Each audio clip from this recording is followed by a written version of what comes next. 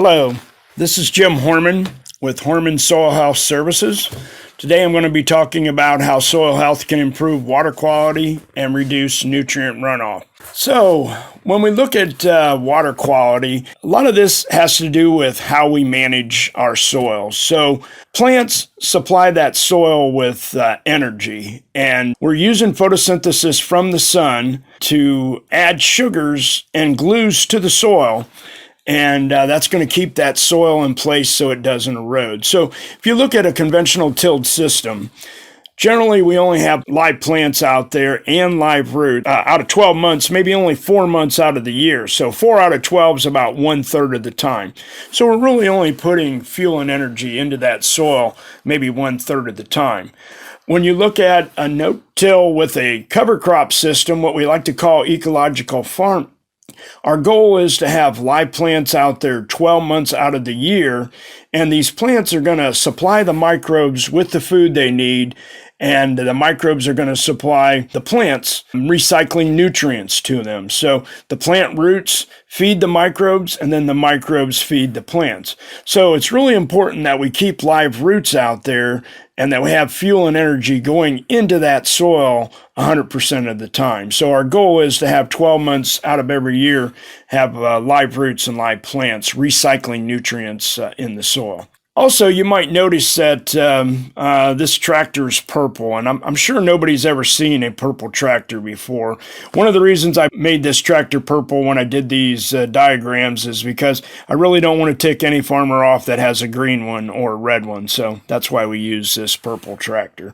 But as you can see, these soils are vastly different, and part of the reason is because of how we're managing them. So we look at the next slide. Soil microbes harvest and recycle nutrients. In a conventional system, we have a much smaller microbial population. Now, initially, when we first till the soil, we're going to get a great big burst of microbes in the soil. That's because we're adding a lot of oxygen. And you'll notice with this rusty combine we have on the left where we're doing conventional tillage, there's a lot of black smoke coming out of that rusty combine. That represents all the carbon that's being lost from that system. But what happens is, I like to say the microbes feast for a week, then they starve for the next 3, 4, 5 months. Under our ecological system, where we're using no-till and cover crops, we have a much larger microbial population, and we're keeping more of the nitrogen, the phosphorus, and the carbon in that system. And it's the carbon that's going to tie up a lot of the nutrients in the soil short term and then make them plant available to the next crop.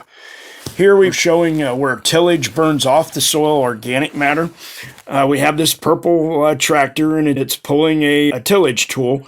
And you notice the little whirlwinds. Within the first 5 to 10 minutes that you till a soil, there's a tremendous amount of carbon goes up into the atmosphere. On the right-hand side, where we've got cover crop growing, you'll notice that most of the nitrogen and phosphorus is being tied up by the roots, whereas on the left-hand side, where we're doing conventional tillage, the nitrogen and phosphorus is either going up into the atmosphere from denitrification, or a lot of that phosphorus can be lost to our water.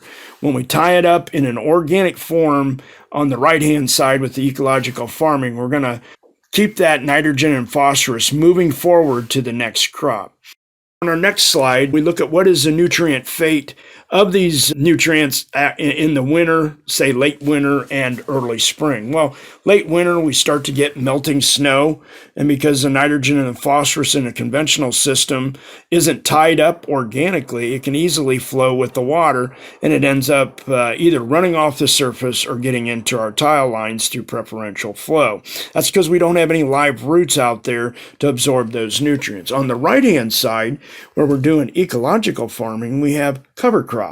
And the cover crops do what? They absorb soluble nutrients like nitrogen and phosphorus and keep those nutrients recycling to the next crop. When we look at some of the soil erosion losses that have occurred, here's some Iowa data that shows 5.5 tons of soil erosion has occurred per acre since the 1850s. They have lost somewhere around 6.8 inches of topsoil on average in Iowa across every single acre. This has resulted in corn yield reductions that they've recorded of 11 to 18 to 29 bushels per acre. The cost estimate is around $1 billion per year in just the state of Iowa alone. 30% of this lost erosion is due to gully erosion. And when we look at the replacement of soil, actually soil does replace itself. What happens is the rocks in the soil break down into the mineral portion, and they break down into sand, silt, and clay. And this occurs at about a half a ton per acre per year. So when we're losing 5.5 ton per acre per year, and we're only replacing it at 0.5, that's 11 times, anywhere from 10 to 11 times loss than is replaced. So that is not sustainable, and we need to make sure we can try to change that. When we look at some of the national data, soil erosion, we should be measuring soil erosion in pounds, not tons. So here's the national data. The average national rate of erosion is 7.6 tons of topsoil loss per acre per year. If we convert that to pounds, that's 15,200 pounds lost per acre. What's our average soybean yield? It's right around about 50 bushel per acre, and at 60 pounds per bushel, that's about 3,000 pounds of soybeans per acre. So when we do a soil loss to how many soybeans we are producing, our ratio is we're losing 5 pounds of topsoil for every 1 pound of soybean that we produce. So for every 10 pounds of soybeans we're producing, we're losing over 50 pounds of topsoil. On corn, it's not quite as bad because the yield's a little higher. We get 150 bushel, and at 56 pounds per bushel, that's about 8,400 pounds of corn being produced. The ratio is somewhere around 1.8 pounds of topsoil loss for every pound of corn that we produce. Again, way too much. Is agricultural sustainable, or are farmers in the mining business? And right now it appears that we're in the mining business. And if we want to keep that soil in place and have it for our grandchildren, our great-grandchildren, we're going to have to do something about that. It's also causing some environmental issues. So when you look at Lake Erie and some of the harmful algae blooms, every year we get this green algae growing quite thick. Back in 2011, actually the Toledo had to call in the National Guards because they didn't have clean water there, and they had to give everybody clean drinking water. Everybody should have clean drinking water. At that time, the algae were so thick, they were like 6 to 8 inches deep on the on Lake Erie, that when the ships came in, it physically slowed them down.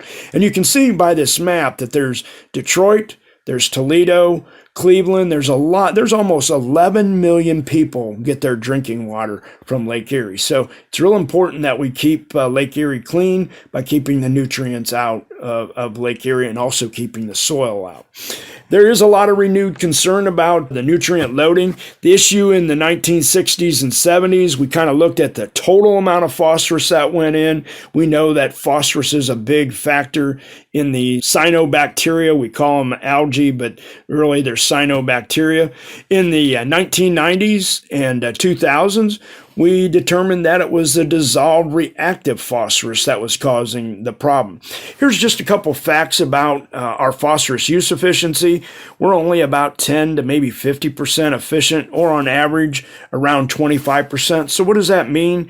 That means that for every 100 pounds of phosphorus that we put on, only about 25% of it ends up in the plant. Almost 80% of the phosphorus runoff comes from only 20% of the land. About 30% of the soluble reactive phosphorus is coming from surface water that goes over land. About 70% is actually coming from the preferential flow. That means it's coming down through cracks and getting into our tile. A lot of that phosphorus is attached to soil particles, okay? And we'll talk about that a little bit later. When soil gets into the water, a lot of this phosphorus will dissolve, and that becomes your soluble reactive phosphorus. 60 to 90% of the phosphorus runoff only occurs in the 1 to 2 most intense rainfall events that occur each year. It's the big rainfall events that's causing most of the problem. When we get a half inch, a quarter inch, even up to an inch of rain, we'll get a little runoff, but very, very little. majority of it comes when we get those big 2-3 big gully washers. Those are the ones that cause most of the nutrient runoff. While phosphorus concentration, soil concentration is really critical, most phosphorus runoff comes from fields that are close to the stream. So there was some research done in Pennsylvania, and they had a very high soluble phosphorus on the hills. And then down close to the stream, they had low soluble phosphorus. Where do you think most of the phosphorus actually came from? It actually came location, whatever's closest to the stream, that's where most of the phosphorus comes. So even though it was high, if you can keep it protected up there on the hills and not have it run down, it'll stay in the soil. But if it's close to the stream and it has easy access to get into the water, that's where we're getting it, even though it was at a much lower concentration. So that was some research done in Pennsylvania. Tillage is breaking a lot of our cycles. We're finding out that the water cycle is not performing the way it used to. It's also having an impact on the carbon cycle, the nitrogen cycle, and the phosphorus cycle. So I've got a couple examples that will show you this. So here's an example of a broken carbon cycle and the effect on nitrogen and phosphorus. 50 to 70% of the loss of carbon has occurred in our tilled soils. Okay, we've lost 50 to 70, sometimes as much as 80% of the soil organic matter. Soil organic matter is roughly about 50% carbon. Carbon and soil organic matter store soil nutrients, they buffer pH, they buffer your soil temperature, and they also help to store water. So here's a question I'm sure maybe you haven't heard. How much carbon does a 200 bushel corn crop need per acre per day? Now, carbon's one of those free things. We get it from carbon dioxide. And, you might ask yourself, well, how much do I need to get 200 bushel corn? You actually need 100 pounds of carbon in the form of carbon dioxide per day to reach 200 bushel corn. Now, where does that carbon come from? Well, most of us have been taught that it comes from the atmosphere. But here's the problem. At roughly 400 parts per million carbon dioxide in the atmosphere, you would need 32 to 33 cubic acres of air to get 100 pounds of carbon. So where is that carbon coming from? It's actually coming from the soil. So here's something you need to think about. The leaves are taking in what? They're taking in carbon dioxide and they give off oxygen. Now think about what goes on underground. Underground roots do what? They take in oxygen and they give off carbon dioxide. The carbon dioxide content in the soil is 3,000 to 10,000 parts per million. And that number actually goes up to almost 20,000 parts per million just because of the cooling of the air and the way the soil is. It actually moves up into that soil profile. Believe it or not, that corn crop is going to use all of that carbon dioxide within about the first hour that the sun comes up. We are now carbon limited in our soil. We're only about 20% efficient on producing photosynthesis because of a lack of carbon in the soil. And what's attached to that carbon? Nitrogen, phosphorus, and a lot of micronutrients. Okay, so let's think about this. What happens when a farmer tills his field in the fall? When he does that, he's releasing all that carbon dioxide into the atmosphere, and what happens to that carbon? Trade winds take it from the west to the east, and most of that carbon ends up in the Atlantic Ocean. What happens to the phosphorus and the nitrogen? The phosphorus and nitrogen are released from the carbon, from the soil organic matter, and it's going to end up in our rivers and streams, and it either ends up going through Lake Erie and to the Atlantic Ocean, or it ends up going down to the Mississippi River to the Gulf of Mexico. So that is the effect of fall and even spring tillage. A lot of those nutrients, the carbon, the nitrogen, the phosphorus, can be lost. And that is creating a broken carbon, nitrogen, and phosphorus cycle. It's also having an impact on our water cycle. Okay. Soluble reactive phosphorus. What happens? How does it get into the surface water?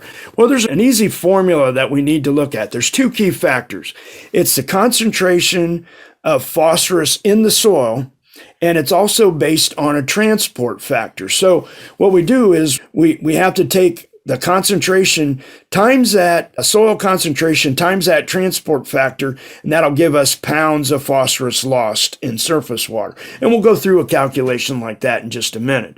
Do you know that just 1 pound of phosphorus in Lake Erie will produce 500 pounds of harmful algae blooms? Actually, these are cyanobacteria. So it doesn't take very much phosphorus to cause a problem in Lake Erie.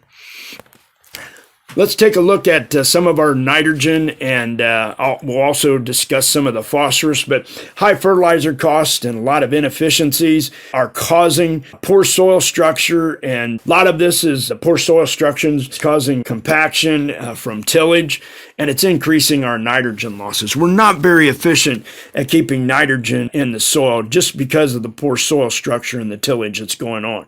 We have this compacted layer in the soil, anywhere from about 6 to 8 inches deep. Bulk density here is right. It starts at about 1.9 in this diagram, and that's high enough that the corn roots cannot penetrate that, and they go off at an angle. We call those J roots. But with all the tillage, where nitrogen losses are anywhere from 5 to 50% on volatilization. We're losing 20 to 40% of our nitrogen from leaching. Denitrification from these compacted soils on our heavy clay soils in Ohio. We're losing 40 to 60% of our nitrogen in our soil. Soil erosion can be anywhere from 0 to 100%. Think about it. All that organic matter is high in nitrogen. It's about 20 to 1 to 10 to 1 ratio. And so we're of carbon to nitrogen in that organic matter, and so we can lose quite a bit, and the residue all tends to float.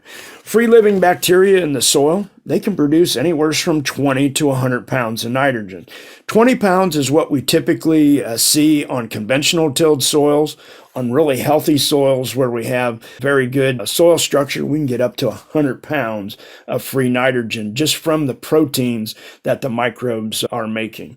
Legumes and cover crops may supply anywhere from 50 up to 200 pounds of nitrogen. And at about 40 cents a pound, that's worth anywhere from $20 to $80 of nitrogen added per acre per year with legume cover crops. Soil health, what are the 4 R's for nitrogen? Well, what we're finding, at least in a no-till system, is we need about 40 to 60 pounds of nitrogen with our starter. That will help to break down a lot of the carbon that's in the soil from the cover crop roots. The right source, well, the best sources are actually proteins. This is a biological system, or amino acids, but they're fairly expensive. So liquid urea, ammonium, and nitrates are usually how we put them on. Now I'm going to go to the bottom. One of the things that we talk about are nitrates promote vegetative growth, while ammonium promotes reproductive growth. So if you're going to put out a corn starter, it should be somewhere around 20 to 30% nitrate and maybe 70 to 80% ammonium if you really want to promote productive growth. Where's the right place? Put it below the ground, either in a 2x2 or a 2x4 placement. And when's the right time? Early spring at planting on corn, when the microbes are at their lowest population. That's when we need a little extra nitrogen. We do not want to put it out in the fall when it can be lost. And so you got to be a little bit careful, and we got to look at what kind, the right rate, the right source, the right place, and the right time. It's very important that we follow all these rules to maximize and to optimize, I should say, our corn yields. Let's talk a little bit about phosphorus and soil testing. So when we look at total phosphorus, it's made up of 2 components. There's the dissolved phosphorus, which we can measure, and then there's the particulate phosphorus. Particulate phosphorus is just phosphorus that's attached to soil particles. And what we know is if we take some of these microaggregates, these very small pieces of soil, and if we put that in water, it will dissolve, and it will become dissolved reactive phosphorus. And so there's really two sources. It's just dissolved phosphorus that is naturally leaching out of the soil, moves with the water, but also phosphorus that's coming from the soil particles. And that's the total phosphorus. Most of the current research is being done on just dissolved reactive phosphorus, but we need to spend a little bit more time looking at soil erosion. Recent studies showed that if we just could reduce soil erosion, we could reduce dissolved reactive phosphorus by a significant margin. 30% of the particulate phosphorus becomes dissolved reactive, or what we call soluble reactive phosphorus in water. So it's very important that we reduce both soil erosion, and if we concentrate on soil erosion, we'll also have a positive effect on that dissolved reactive phosphorus in Lake Erie. Phosphorus information, this is just a couple of diagrams. It shows how that clay particle is holding onto that phosphorus, and it's the organic matter that surrounds that phosphorus. When we do tillage, a lot of that organic matter, that soil organic matter, is oxidized and it's lost.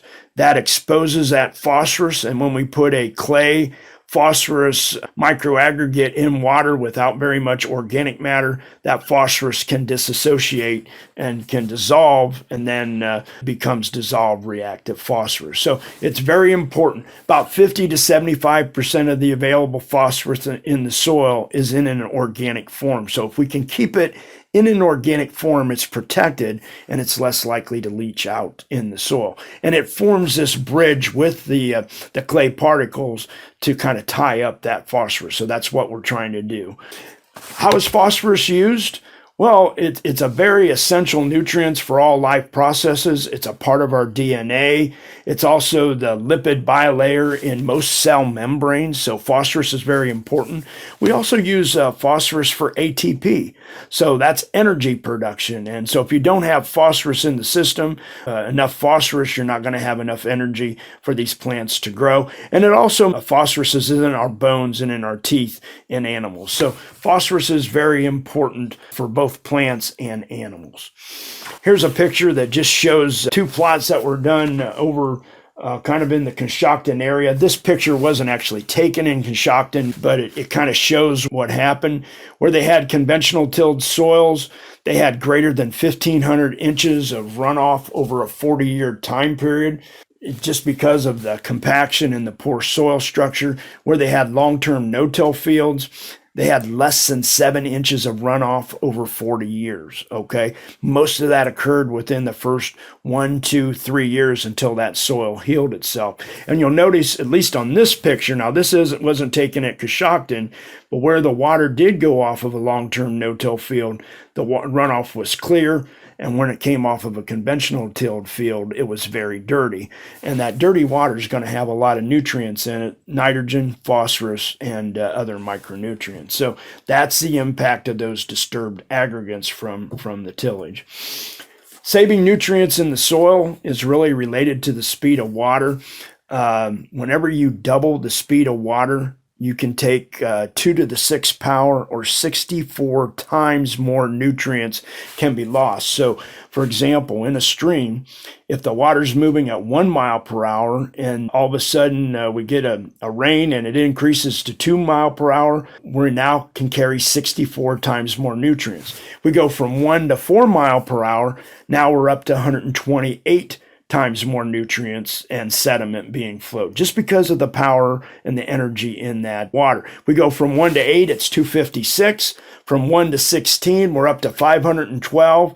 And if the water in some of these streams is now flowing at maybe 16 to maybe up to 32 mile per hour, now we're going to transport 1,024 times more nutrients and soil with that water. And it's all related to the speed of water. Every time you double the speed of water, it goes up by a factor of 2 to the 6th power, or 64 times more. Okay, so an important relationship.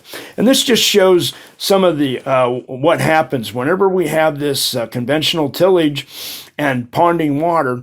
We'll get what we call flashiness.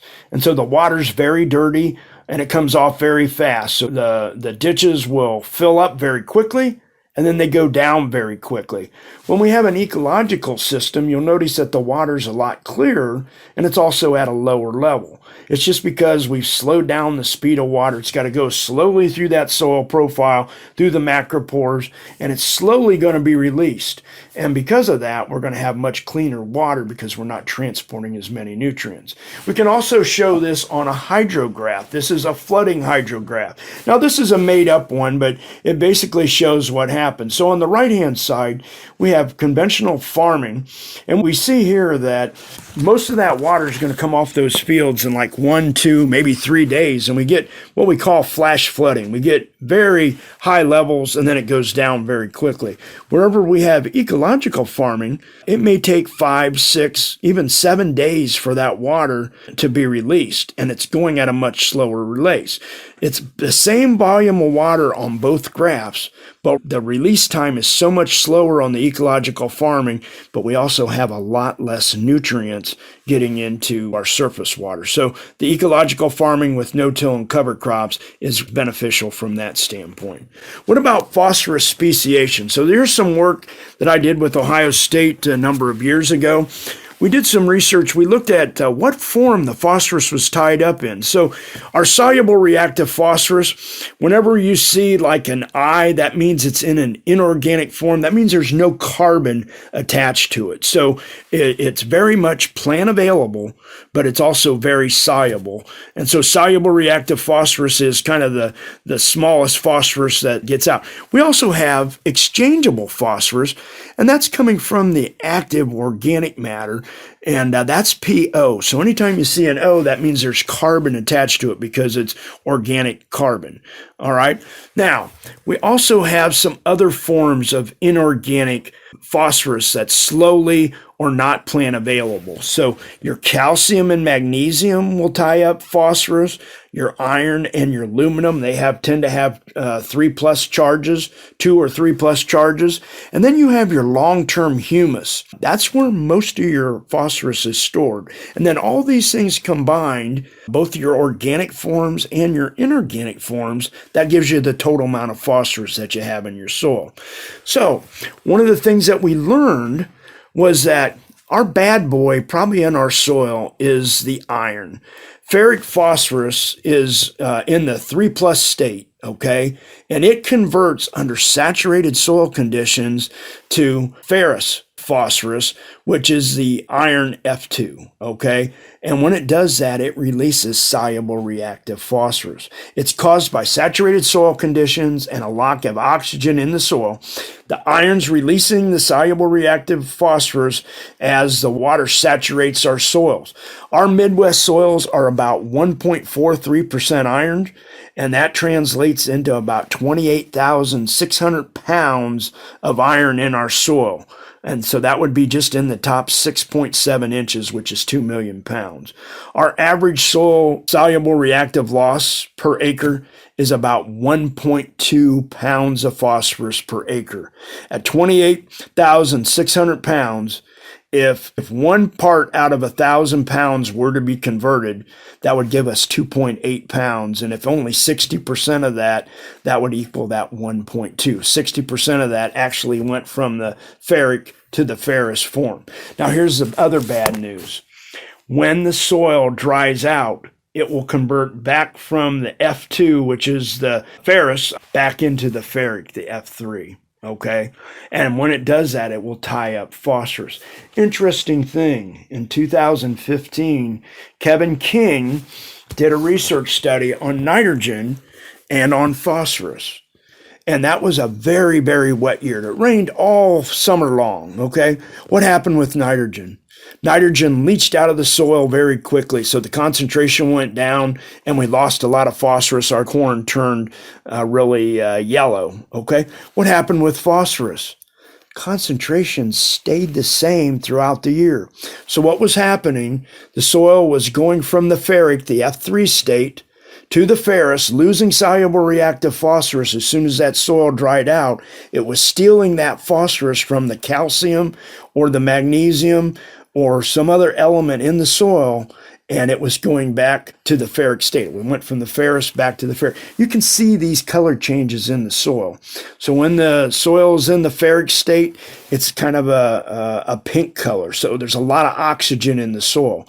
When the soil becomes saturated, the iron will turn a bluish gray color, and that's when it's losing its phosphorus when we have saturated soil conditions. So a lot of this could be related to the amount of iron that we have in our soils. Just to look at some research that we looked at a lot of different crop rotations. We looked at a corn, soybean, wheat, corn on soybean, soybean on soybean, alfalfa. We looked at some grass waterways, and we looked at forested areas.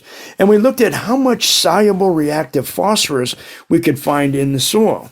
And what we found is that the corn and soybeans and wheat didn't have a whole lot. It was 0.2, 0.3. Anywhere where we had soybeans, it was really low. But where we had grasses or we had a lot of organic matter, we had more soluble reactive phosphorus. Now, is this a good thing or a bad thing? The answer is we really don't know. This is just one point in time. The good news is still in the soil. The bad news is we're not sure that the corn, soybeans, and wheat, or wherever we had the soybeans at, we're not sure if it was there to begin with. We'll see some data later that will maybe clarify this a little bit. But what about the exchangeable phosphorus? Well, wherever we had alfalfa or something living and growing, we had very high levels of organic phosphorus. Where did we have the lowest levels of this exchangeable active phosphorus? It was wherever we had soybeans, okay, 0.3, 0.6. And then if you look over at the aluminum and iron ratio, we want that to be low. Which ones had the highest? Well, it was the highest where we had soybeans. And so that's in a form that we don't want it to be. We want to keep most of it either as the EP, which is your active carbon, or we want to keep it as the humus, which is your RES phosphorus. That's your humic phosphorus. And we can see there that most of the time there wasn't a big difference, but at least where we had live plants, we tend to be on the higher side. Those are all A. So anything that's an A is separated from a B. That is significantly different.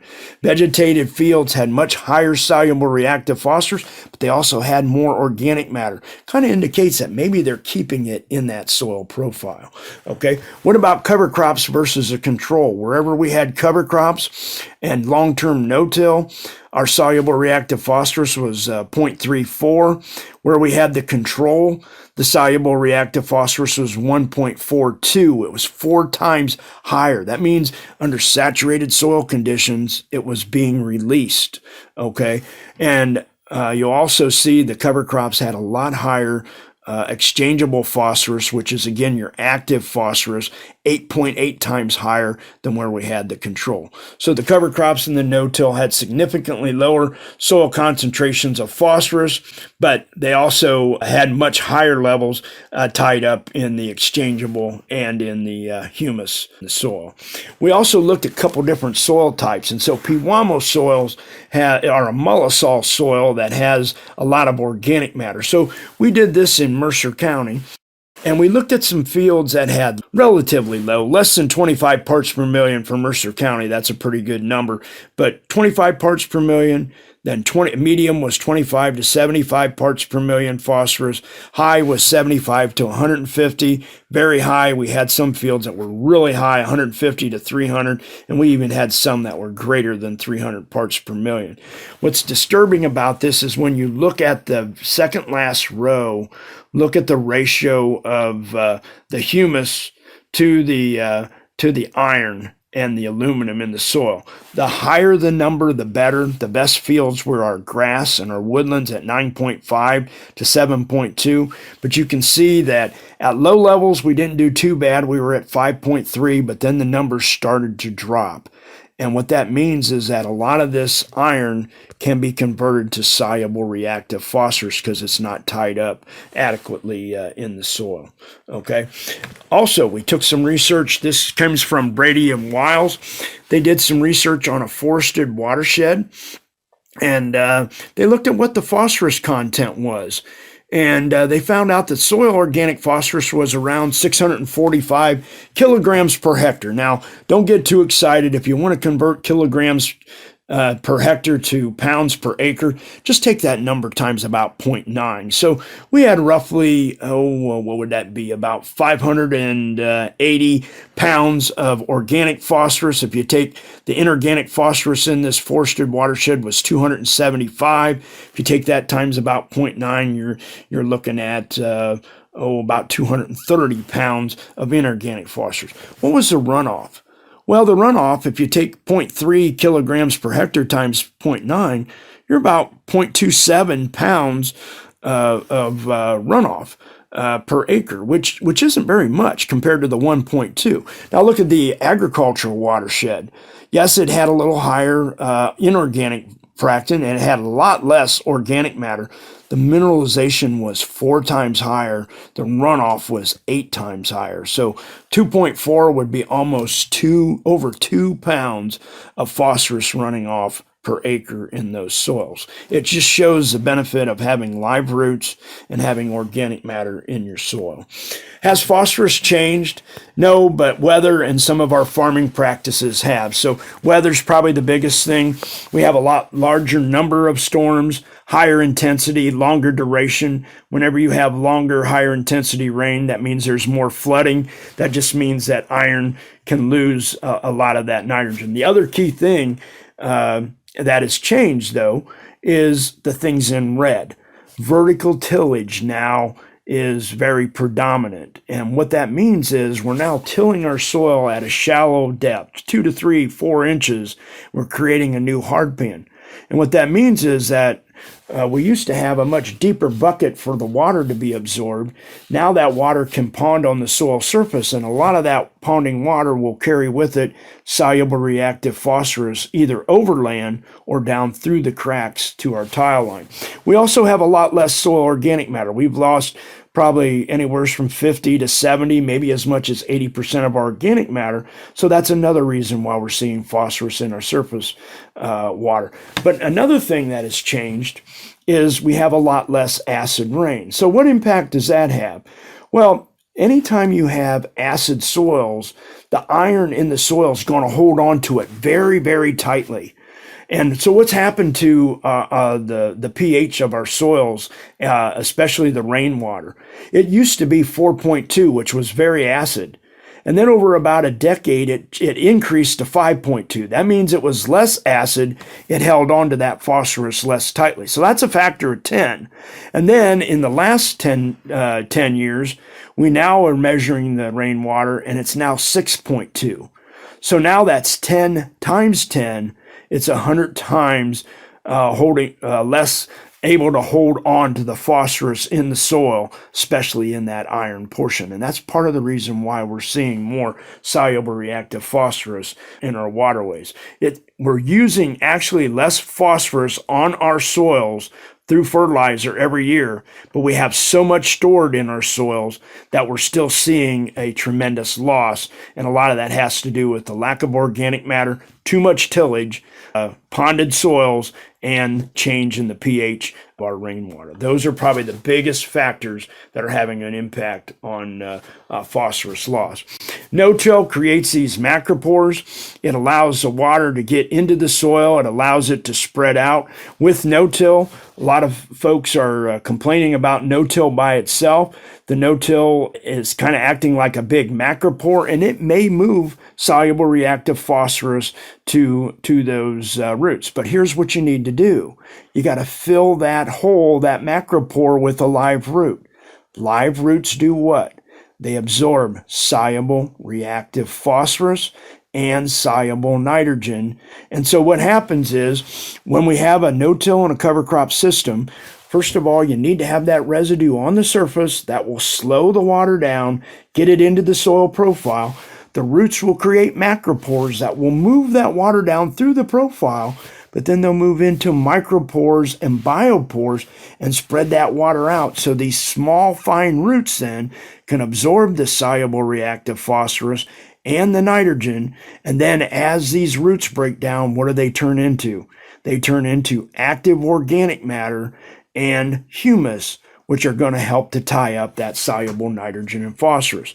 We have a broken carbon, nitrogen, phosphorus cycle, and a lot of that has to do with the excess tillage that we're doing to the soil. Okay, so hopefully that kind of brings it into perspective. Let's look at some pictures just to show you what's going on. These are typical vertical tillage tools, and these became very popular in about 1995. And so let's take a look at what's going on here.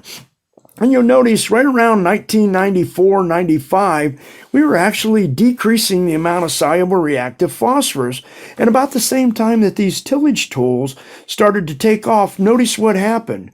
All of a sudden we got a U-turn, and we had a tremendous amount of soluble reactive phosphorus being released into our streams and ending up in Lake Erie.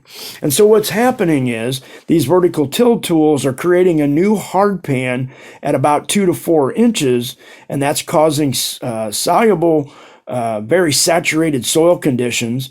And with the acid rain and with the iron in the soil, a lot of that iron is releasing soluble reactive phosphorus, and it's either going to flow off the surface, 30% loss off of the surface, or 70% loss through the tile lines right down to our tile. What's the way to stop this? Long-term no-till with cover crops. We restore those carbon, nitrogen, phosphorus cycles. We keep the nitrogen and the phosphorus tied up.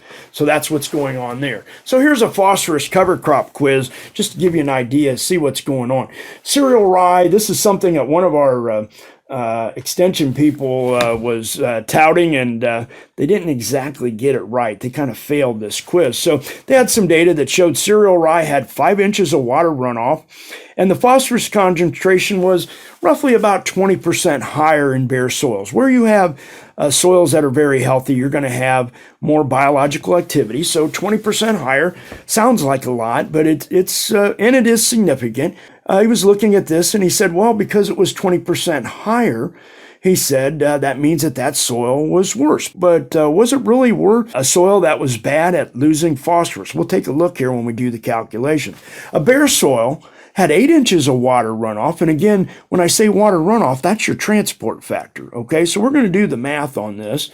But it had 20% lower phosphorus concentration. So let's just say the bare soil had 1 part per million phosphorus, whereas the cereal rye had 1.2. Which field, the cover crop field or the bare field, had the lowest total phosphorus load of soluble reactive phosphorus getting into the stream? Do you really have enough information? Well, you got half of the information. So let's take a look at the equation. It's a phosphorus concentration in the soil times the runoff volume plus the phosphorus concentration of the sediment times the sediment volume. That's going to give you your phosphorus load.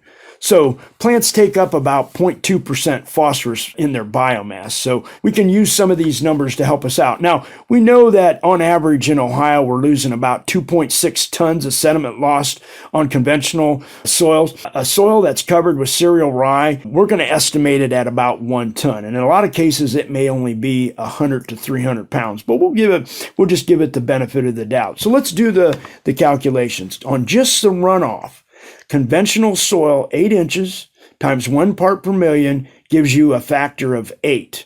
Okay, and that could be 8 pounds or could be whatever. But let's just take a look at that. That's 8. What about the cereal rye? At 5 inches times 1.2, it has a factor of 6. So obviously, in this case, the cereal rye did much better than the conventional. Okay, now let's take a look at the sediment. Conventional system lost 2.6 tons of topsoil times 1 part per million of phosphorus. That's 2.6.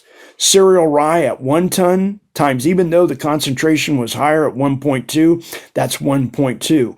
So again, wherever we have cereal rye, long-term no-till, we're going to have less phosphorus runoff as soluble reactive phosphorus than where we have conventional tillage. Okay, so it just shows you how you can use some of these numbers to figure it out. Now, there was actually some research done on this in Fort Wayne, Indiana in 2015. What did they find?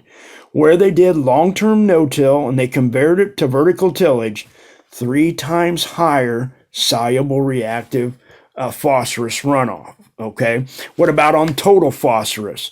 3 times higher total phosphorus runoff, higher on the vertical till versus the no-till.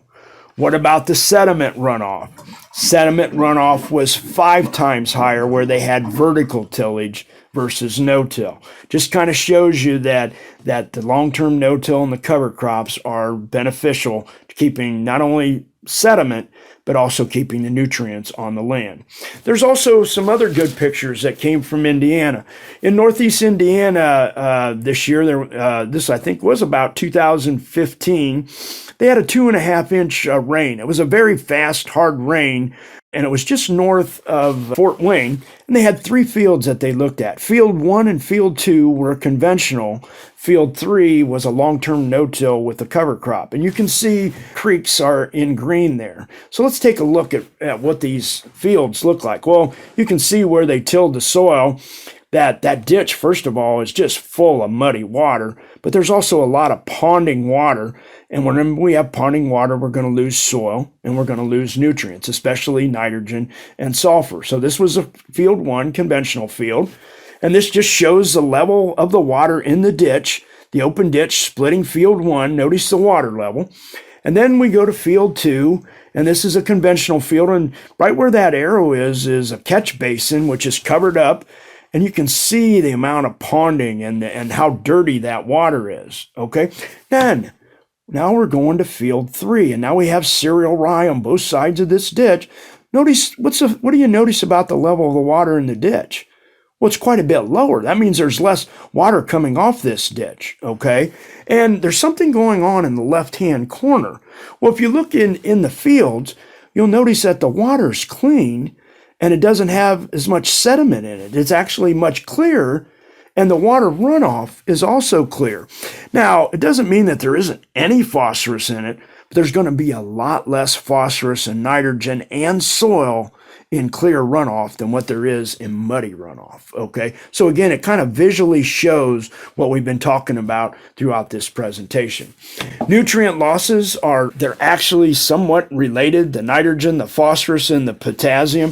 We know that our nitrogen losses are somewhere around 40 to 60% on heavy clay soils. Every 1% soil organic matter that we lose equals a loss of about 1,000 pounds of soil nitrogen. Our current nutrient efficiency on nitrogen is only about 30 to 50%.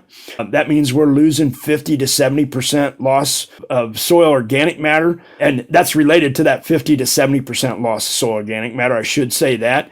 And why is that? It's simply because 80 to 90% of the nitrogen is tied up by the organic matter. So if you lose your organic matter, you're going to not have very good nitrogen use efficiency. So we know that compaction creates a lot of nitrogen losses and a lot of nitrogen nutrient bad efficiency. We're just not getting very good efficiency. What about phosphorus?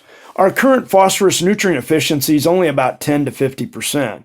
Right around 25% on average. Again, it's related to the phosphorus. We've already talked about that. With a 50 to 70% loss of soil organic matter, the soil P is not going to be tied up as efficiency. Again, 90% of that phosphorus runoff occurs with the most intense rainfall events. That's because we don't have the organic matter at the surface to get it into the residue at the surface to get it into the soil and to spread it out so that live roots can tie it up. Again, 30% comes as runoff over the surface, 70% from preferential flow. Now here's one you may not have heard. One of our researchers, Steve Coleman at Ohio State, was noticing something. He says tillage is reducing the amount of potassium plant uptake. They were doing some studies on phosphorus, and they soil tested the soil, and they got, let's just say a level, we'll just round it off and say it was 200 parts per million on potassium. And then they applied potassium fertilizer, and then when they went and retested the soil, it was considerably less than 200 parts per million. It looked like they lost phosphorus. So what was happening? Well, Steve didn't seem to know, and I went up and talked to him later, and I said, Steve, have you ever heard of potassium induction? And he hadn't heard about it. And not that I'm smarter than anybody else, but I happened to read about it in a geology book. Under saturated soil conditions, what happens is the phosphorus is lost through iron, but potassium gets tied up in the clay particles. So I asked Steve, I said, Steve, did you till that soil in? He said, yeah, we used a vertical till tool. I said, did you get rain after you applied it? Well, he said, Jim, the last 3 years have been very wet. And so what this shows is that potassium, it's still there. It's just tied up and it becomes sealed and fixed in those clay particles. So who knew, and a lot of this is also related to iron, okay? So who knew that both nitrogen, phosphorus, and potassium are highly related to soil structure and to soil compaction and to tillage? We're getting negative results from doing too much tillage and the soil compaction. Organic matter is kind of like your mom. Your soil organic matter, it buffers pH. It makes nutrients of plant available. It buffers soil temperature. It's kind of like a blanket. During the winter, it keeps it a little warmer so the microbes stay warmer. And during the summer, it keeps it a little cooler so that the microbes don't get too hot. It also buffers nutrients. So when nutrients aren't available, soil organic matter will release its nutrients to the plants. It increases your water holding capacity. It helps water your plants. It increases water infiltration, so we have less ponding of water, and it decreases water and nutrient runoff. So soil organic matter is a chelator. That means it acts like a claw, and it holds on to a lot of our macro and micronutrients. So soil organic matter is a lot like our mom. She takes care of us, okay? How are we going to solve this problem? Well, we're going to have to adopt these 4 principles that conserve and support high-functioning soils. We're going to want to minimize our soil disturbance. We're going to want to maximize surface cover, maximize continuous living roots, and maximize our biodiversity. We're going to look at these real quick. So on disturbance, we want to decrease disturbance so that we have these soil organisms keeping these nutrients recycling. We don't want to destroy that soil structure. We don't want to have that surface sealing or that decreased in infiltration that comes when we till the soil and we disturb it. So if we can minimize the disturbance, we won't have these problems. We also do not want to increase soil erosion or nutrient losses from the tillage. What types of agricultural disturbances are common? We have physical, which comes from the tillage, but we can also do it chemically by overusing fertilizers, especially Roundup, which is a chelator and ties up some of our nutrients. There's other pesticides that do the same thing. And we also have biological things that can cause problems. Overgrazing, or fallow systems where we don't have live roots. That's also agricultural disturbances that we want to minimize. How do we maximize surface cover? What's that going to do for us? It will decrease erosion. It'll decrease the impact of rainfall. It'll increase our infiltration, decrease evaporation. Soil temperature tends to keep it a little warmer in the winter by having that residue, that blanket on top, and in the summer it keeps it a little cooler. So overall, it kind of buffers that whole system. It increases the habitat for soil organisms and supplies food. And it helps with compaction from machinery and livestock, okay? And then it also, we want to increase that surface residue. No-till soils can compact a little more dense, but part of the way that you alleviate that is by adding more roots, and then eventually that soil will become less dense. So that's why we have that arrow going sideways. Both it helps, but it also, just no-till by itself is going to make our soils a little more dense, and then with the roots we're going to start to loosen that soil up so we have more macro aggregates and less micro aggregates, okay? How do we maximize living roots? We grow a crop in the off season. We avoid fallow and recropping, try to decrease our recropping intervals. That just means that we want to have something living and growing out there all the time. We don't want to have fallow systems. If we can put a perennial crop like a hay crop out there, that's great. And then we can also manage some of our rotations, add more species, and also manage forage height. So every time you mow very short, you're going to get less roots. If you allow some of these plants to grow out a little bit more, they'll put on more roots. Live roots absorb soluble soil nutrients, and they feed the microbes that recycle that nitrogen and phosphorus. Live roots then decay and they turn into soil organic matter, which is also going to store and retain those soil nutrients. Our last principle is, how do we maximize biodiversity? We're going to grow a diverse cover crop and legumes. We're going to increase the diversity of our crop rotations. We can integrate livestock and we can graze them, and we can increase the time in diverse perennial crops. So biodiversity helps keep those soluble nutrients recycling until that biomass decays. Biodiversity also increases a lot of our fibrous roots, tap roots. We get all kinds of roots growing throughout that system and at all types of depths, and that's going to just intercept a lot of these soluble reactive phosphorus and nitrogen and other micronutrients. Just a couple more slides here. Micronutrients help to make that phosphorus plant available. They can break down the phosphorus in the mineralized rock. We're finding out that these mycorrhizal fungi, there's 150 to 250 species of them. 80 to 90% of our plants need them, and they make phosphorus and a lot of other micronutrients available to the plant so that we don't have to use quite as much phosphorus fertilizer. So they actively infect the plant, and then the plant will feed that mycorrhizae, and the mycorrhizae supplies it with nutrients and water. So it's a really beneficial symbiosis type of product. It's not only phosphorus, though. We're also getting copper, zinc, and other micronutrients that these mycorrhizae are helping to take up. Mycorrhizae can even get some of the phosphorus from the iron or the aluminum, which are insoluble, and they can make them soluble and make them plant available. Up to 42% of the nitrogen from the mycorrhizae comes from carrot roots. So it's not only phosphorus, it can be nitrogen. Some nitrogen and phosphorus can be transferred from one plant to another, but it's very little. It's not really very significant. Some other micronutrient facts about the mycorrhizae. These mycorrhizae can supply 30% more nitrogen and up to 300% more phosphorus. Mycorrhizae fly 6 times more phosphorus than the plant roots can get by themselves. And in a study done in 2010, they found that 60% less phosphorus and 7.5% less ammonium was lost where they had the mycorrhizae fungi. So they can greatly reduce not only our need for fertilizer, but they're keeping that phosphorus in place. And the mycorrhizae can acquire 80% of the plant's need for nitrogen and phosphorus, okay? Plants allocate almost 30% of their carbon just to feed these mycorrhizae. It shows how important they are. One of the last slides here I want to talk about is we really need to start mimicking Mother Nature. Back in the 1850s, 1800s, we had almost 60 million buffalo in this country. And I just have one question. Did those buffalo stop eating or pooping in the wintertime? The answer is no. Did we have a water quality problem?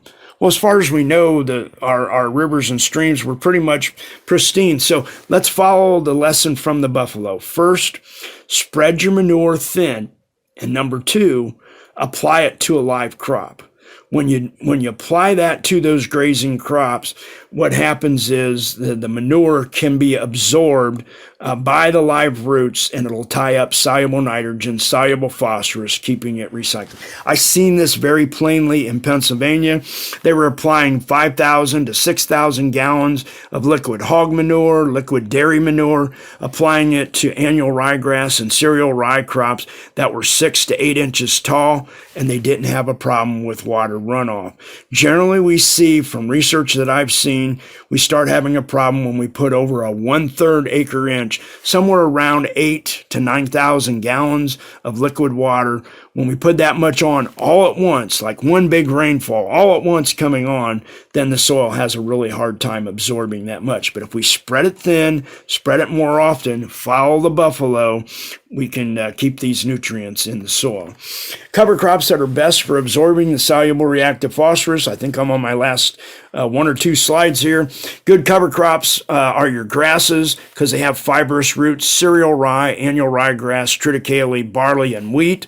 Mixtures and things that you might want to minimize, especially the radish, because the radish will die off. They absorb a lot of nitrogen, a lot of phosphorus, but when they die, as I like to say, they turn to elephant snot, and they create a great big root hole there that's halfway down to your tile. And when the snow melts and it starts to rain, it's going to get into the soil. You also might want to minimize the oats. Only winter oats is okay, but spring oats, because they die out, we want crops that will live throughout the year. Legumes aren't too bad, but they don't have as many roots. Other issues where we've seen problems is wherever we have short roots, short pasture, you get above ground what you get below ground. So if you only have a ½ inch above ground, you're going to have very few roots in the ground to absorb the soluble nitrogen. And on alfalfa fields, as that alfalfa field dies out, we don't have as many roots there, and we got this big taproot, and that taproot can transport nutrients right down into our tile lines. One way to solve that problem is just add a grass crop about year 2 or 3 into your hay crop, and as that alfalfa starts to die out, the grasses will take over. So it really does. It is important also when you terminate these crops, let them grow as long as possible so that they're releasing their nutrients closer to when the next crop is going to use them. And this is the last slide. What are the benefits of cover crops? They increase water infiltration. They move that soluble reactive phosphorus down into the soil profile. They decrease our bulk density. They increase the pore space. We have less saturated soils. Live roots absorb soluble nutrients. We've talked about that several times. We can increase our organic matter, which improves soil structure. It's also going to hold that phosphorus tighter and take it away from the iron and the aluminum. And we also increase the nitrogen and phosphorus uptake and storage through these cover crops, which means less runoff of the nitrogen, phosphorus, and a lot less soil erosion. So that's kind of the summary of everything that we've talked about. We've kind of helped with the no-till and the cover crops solve a lot of these cycles that have been broken down. We've talked about all this. Here's my last slide. How soil health can improve water quality and reduce nutrient runoff. If you want to get a hold of me, contact me through these numbers, my email, or my website. Thank you.